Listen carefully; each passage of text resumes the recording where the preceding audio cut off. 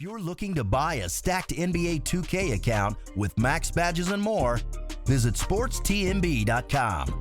He has been in the community for years and has hundreds of reviews. Click the first link in the description to get your account today.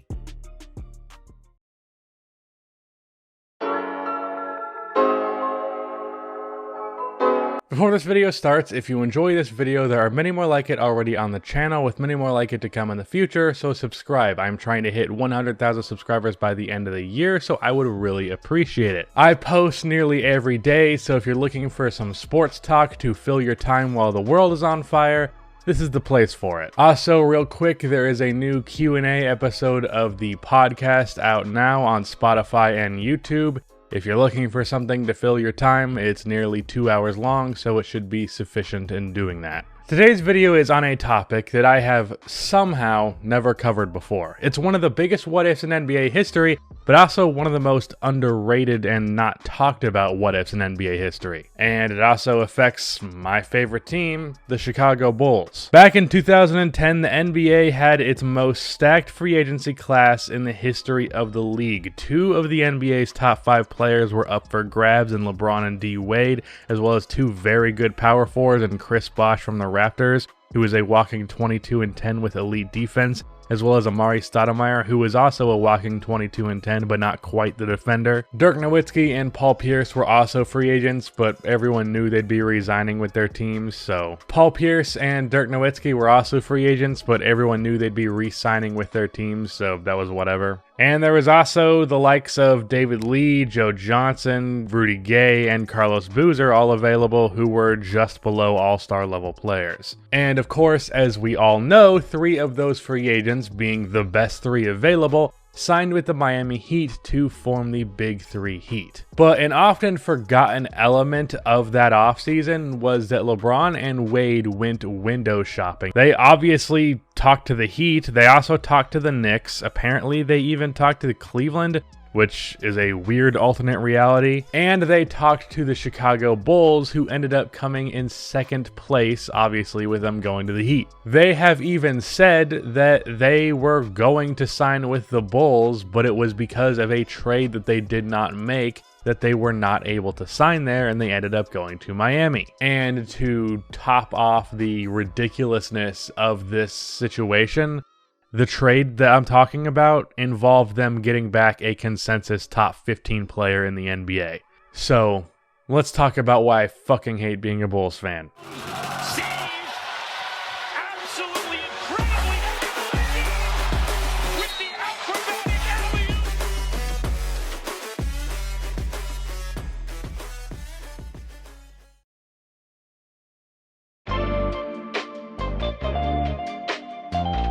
For some evidence to back up my claim, D. Wade has made public comments about it in the past, but just a little over, like literally a few days over a year ago, D. Wade went on the Knuckleheads podcast hosted by Quentin Richardson, as well as Darius Miles, and he stirred up the story again when he said this. Let me ask you this, could it have been another team?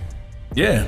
Oh, so it could have been another team. It could have been. So you know what I'm saying? Like it wasn't just Miami that this could have worked in. It could have worked. Miami was the only. Well, I don't know if it was. I don't know, but I know at the time when we were trying to make a decision of what city we wanted to play in or what we wanted to be, like we had to keep our options open too. These other Chicago was on the top of both of our lists. Yeah. So it was pretty much Chicago. Miami was on the top, but like we looked at New York. Yeah. The possibility, because if we gonna ride together, if we gonna play together, let's see what these other cities got to offer. So Chicago at the time, they had to offer. They had 2 max contracts. Yeah. And they had a young D Rose before the MVP Rose, the season before. They had Alou Aldane, they had Noah, they had, you know what I'm saying, they had all these pieces. So I'm like, in the city, in Chicago, in one of the biggest markets. But then Miami, to their credit, they did it to where they had enough money to get 3 max players. They messed the game up. They flushed the house. Yeah, so it was like, wait, we can get somebody else too. Hold on, let's flush the toilet. Let's start all over. Start all over. So it was like, cool. So then, like, we just trying to sit and decide. Like, once it came down to like, okay, who else we would love to play with? And once it came down, we would love to play with like CB. Like when we sit down and thought about this, what player can match out? Who matches us? And when it came down to it, Miami was the only team that had enough money to get all three of us. Every other team could have did two. Yeah. But like once again, the point was like, yo, CB is the perfect match. Out of everybody else, Miami it was a no-brainer from there. He also said earlier in the pod that he really wanted the Bulls to draft him at 7, and he was pretty sure he was going to be available there. Being a Bulls fan is just pure pain. But as you heard from that clip, the real deciding factor for LeBron James and Dwayne Wade was the fact that the Miami Heat could also sign Chris Bosh, and no other team could accomplish that.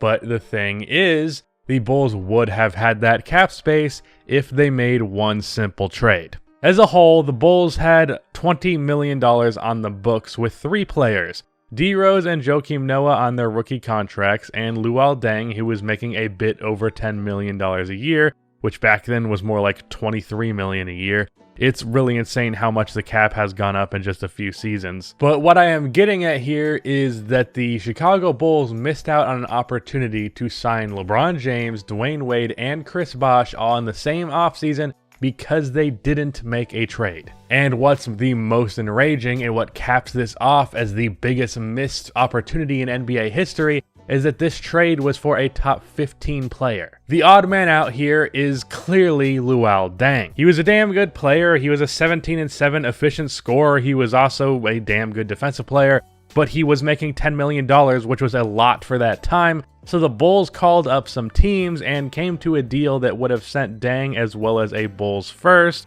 which was the 17th pick, to the Los Angeles Clippers in exchange for the 8th pick in the draft. The 8th pick in the 2010 draft, which, if you did not know, that is where Al-Farouq Aminu was picked, followed by Paul George and Gordon Hayward. And based on how good that Bulls front office was good at drafting, unfortunately not good at anything else, I feel safe assuming they would have drafted either George or Hayward because 1, there was no consensus as to who was better, 2, both of them could shoot and Al-Farouq Aminu could not, and also this was, like I said, a good drafting team. This team in the past drafted Taj Gibson late in the first round, who ended up being a very good role player for well over a decade. And then the following season, they drafted Jimmy Butler at 30. So I'm confident they would have drafted either Paul George or Gordon Hayward. So the reason this team did not get LeBron, Wade, and Bosh is because they didn't make an all-time great trade that was just handed to them. Because they didn't trade a borderline all-star for a perennial all-star, 28-point-per-game scorer and defensive player of the year candidate, or a guy who was going to be an efficient 25-4 for 7 years if not for injury. Now, I would obviously prefer George, but either way, this would be an amazing trade. And as for the bigger picture for why this trade matters, it's because, as Wade said, at the time the Bulls did not have enough cap space to sign all 3 of them. But if they made this trade, they would have had that cap space and then some. Whoever the Bulls took at 8 would have made $2.1 million a year. Deng was making $11.3 million, so making this deal, the Bulls would have cleared up $9.2 million in cap space.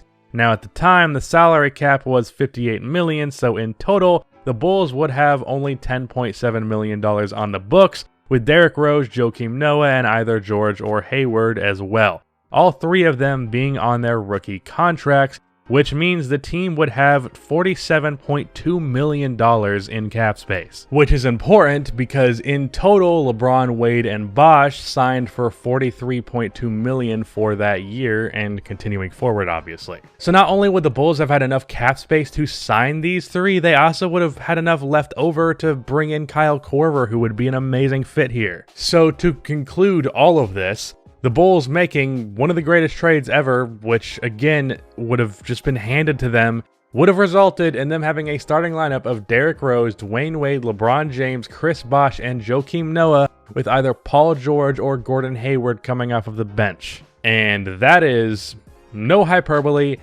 the greatest team in NBA history. After PG and Hayward develop, that is 5 players on the same team who can get their own bucket at any given moment and can give 20 to 30 to 40 to maybe even 50 for a lot of them at any given game.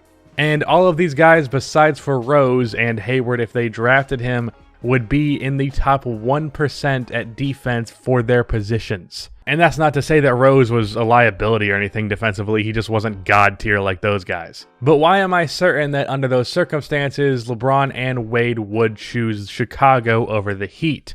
Well, it's actually pretty simple.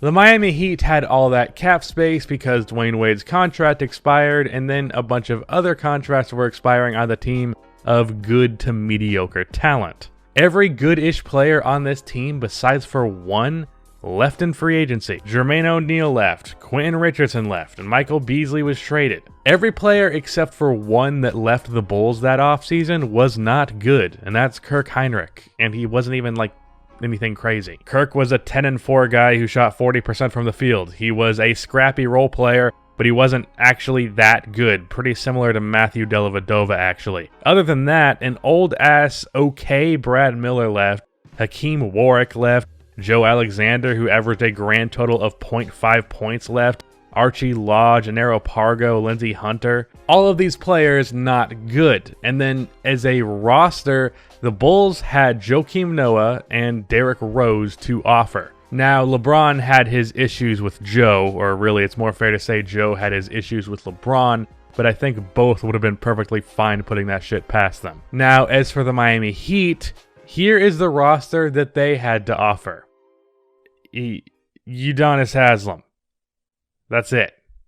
So really what this comes down to is who has the best roster and the cap space to sign all three of these players. The Bulls had a guy who just averaged 20 points per game in his second season, and they also had a guy who was a second-team all-defensive player that season and a future defensive player of the year. The Heat had a guy who brought in 8-8 on good efficiency with good defense. I like Udonis Haslem, but this is not a contest. So that paired with Wade saying multiple times that he really wanted to play in Chicago in his career, and the fact that LeBron seemed pretty indifferent about what city he was going to, it was really all about the roster.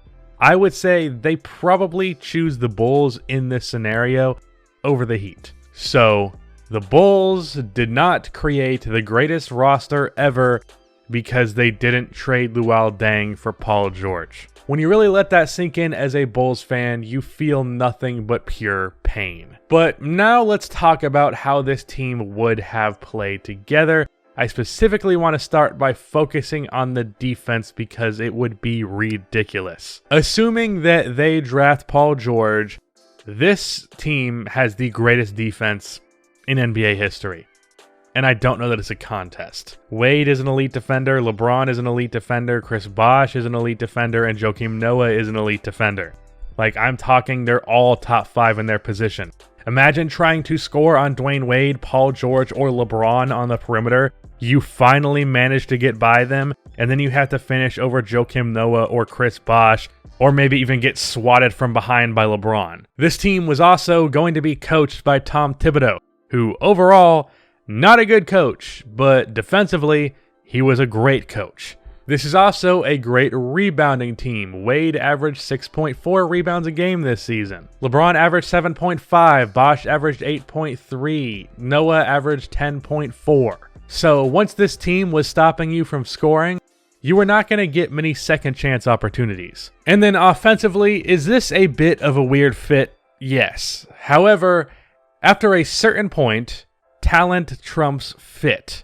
And I definitely think it's fair to say that this has reached that certain point. The main fit issue here is obviously Derrick Rose and Dwayne Wade. They're a bit redundant.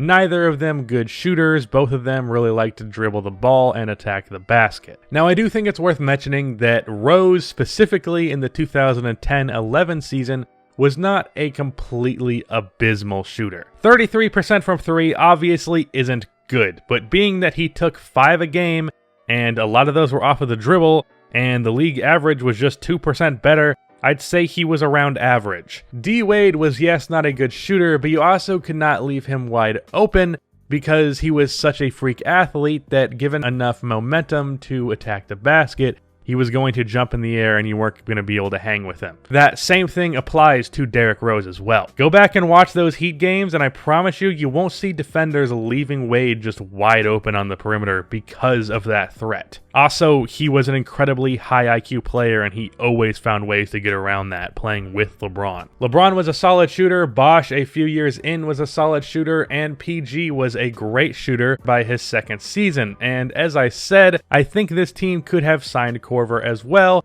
so the overall shooting could have been made adequate. And then even without being great shooting the ball, having 3 of probably like the top 10 attackers of the basket in NBA history on the same damn team would more than make up for that lack of shooting. Yes, the paint might be a bit more clogged, but those guys were able to finish with that situation regardless. This team, I think, could have been top 5-ish offensively, maybe even seasons where it's higher, maybe a few lower, and then easily number 1 at defense. Now, I'm sure many of you are probably saying, how are these guys going to get their numbers and how are you paying them? Well, they probably wouldn't, and you probably couldn't. However, Rose had 2 years left on his rookie contract. Paul George obviously had 4, and Joakim Noah had 1. Now, with bird rights and the cap taking some jumps within the next few years, I think they could have kept 2 of these guys, and with Paul George being a bench role player, he probably could have been brought back. Let's go over the hypothetical here. With bird rights, the Bulls re-signed Joakim Noah to $8 million a year. That's $3 million less than he originally got, but I think that's fair, being that he is in a reduced role. Noah goes from being the 3rd to 2nd best player on the team to the 5th, and probably even 6th depending. So I think it's fair to assume he gets a minor pay cut. With that, they would still be well under the $70 million cap with luxury tax with that. Then for Rose, he got a bigger deal than usual because of the Rose rule, which would not have existed because he obviously would not have won the MVP in his 3rd year as the 3rd best player on this team. So he would probably get around $13 million a year, which for the 2 in total would be $21 million, which still fits under the luxury tax. They would probably have to let Paul George go because I imagine some teams would see the star potential in him, and also he would want some more opportunity. So he would get a bigger contract than they were capable of matching. But either way, the Bulls would get 3 years of him being an elite role player, so I still think that's pretty damn solid. I actually think he would have been pretty similar to Marcus Smart, just a better scorer and overall shooter, obviously.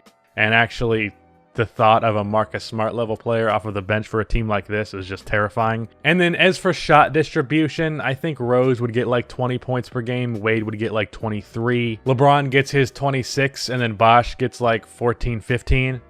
And Paul George, after a couple years, averages probably like 11, 12, 13 points off the bench. And then finally, the other question here is, would there be an issue filling out the rest of the roster? Well, yes, but also who gives a shit? It doesn't matter.